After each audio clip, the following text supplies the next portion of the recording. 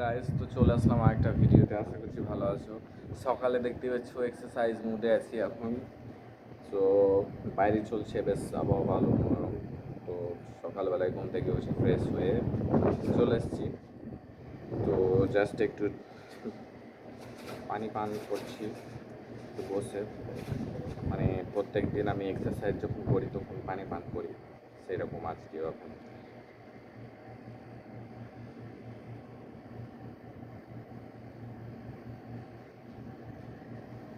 সত্যি কথা বলতে পানিটা এই গরমে খুব শরীরের পক্ষে খুব উপকারী। যারা যারা তখন এই গরমে বাইরে কাজ করো, বাইরে থাকো, তাদেরকে বলছি তারা খুব বেশি বেশি করে মানে ম্যাক্সিমাম মানে বেশি বেশি করে পানি পানি পান করা উচিত আমাদের। পানি যদি না পান করি শরীরে অনেক কিছু সমস্যা, মাঝে মাঝে ক্ষেত্রে পানিটা আমাদের পান করা হয় না। তো আমি সকালবেলা উঠে আমি তো একটা বোতল আমার লাগে প্রত্যেক দিন। তো চলে আসছি আজকে ভিডিওতে। আমি যেভাবে এক্সারসাইজ করি প্রায় ম্যাক্সিমাম 1 ঘন্টা আমি টাইম দিই নিজের ফিটনেস, বডি ফিটনেসকে। তো তোমরাও সকালবেলা উঠে এক্সারসাইজ করতে পারো।